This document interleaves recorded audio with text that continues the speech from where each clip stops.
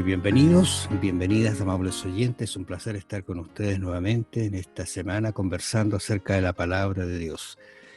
En esta oportunidad vamos a conversar acerca de Jesús como el gran maestro. Hoy está como invitado aquí nuestro pastor Horacio Rodríguez, que ustedes bien conocen. Bienvenido, pastor. Muchas gracias, Raúl, gracias. Y bueno, les saludo, agradezco primeramente la invitación y les saludo a cada uno de ustedes, nuestros amables oyentes, con un fuerte y cariñoso abrazo, deseando que el Señor les bendiga ricamente. Durante la semana, como decíamos, vamos a estudiar a Jesús como el gran maestro.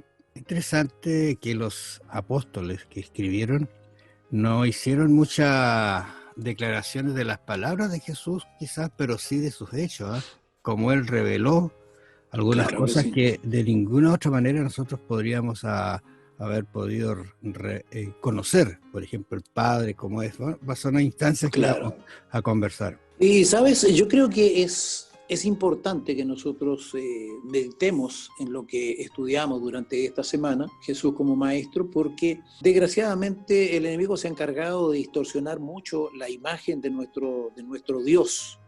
Pensarán la imagen como figura, pero no, la imagen en el sentido de que se atribuyen cosas a Dios a veces que Dios no tiene o no hace, y otras que Dios sí hace, y totalmente distorsionada la imagen de nuestro Dios. Entonces se necesitaba esa manifestación, y Dios no puede presentarse ante nosotros porque nosotros no podríamos soportar esa presencia, nosotros moriríamos inmediatamente. Recordemos lo que pasó con Moisés, cuando Moisés bajaba de la montaña, cuando estuvo con el Señor, la gente no podía mirar el rostro, resplandecía tanto que la gente no podía mirar, y eso que Moisés estaba reflejando solamente algo de lo que había recibido con Dios.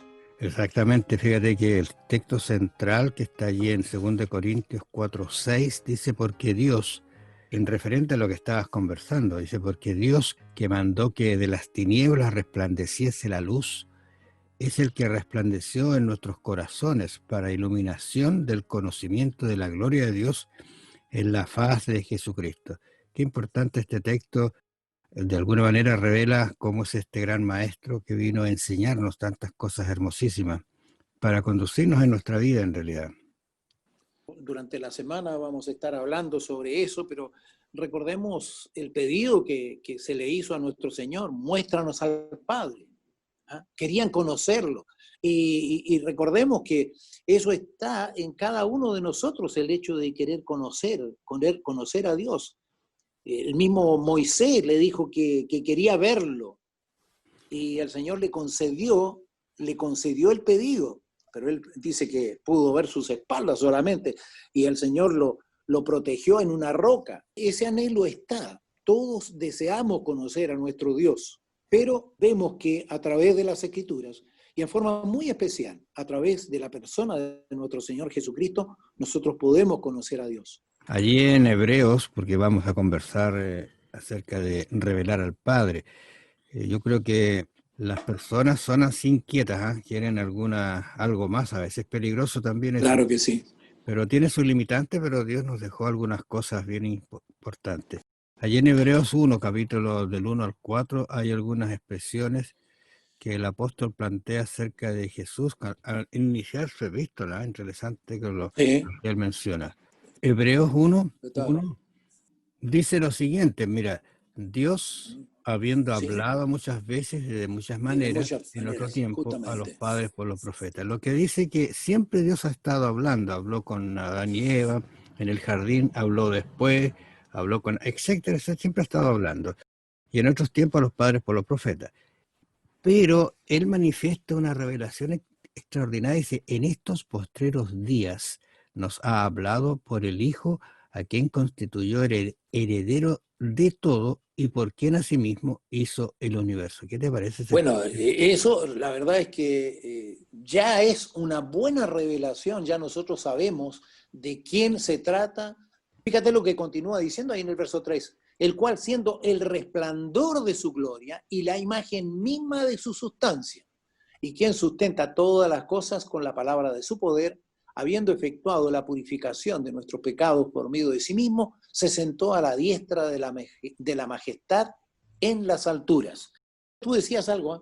Es un poco peligroso a veces andar buscando o querer saber más de la cuenta, porque Claro. no sé si tú te has dado cuenta que hay personas que quieren saber lo que Dios no ha revelado, pero no estudian aquellas cosas que sí ha revelado.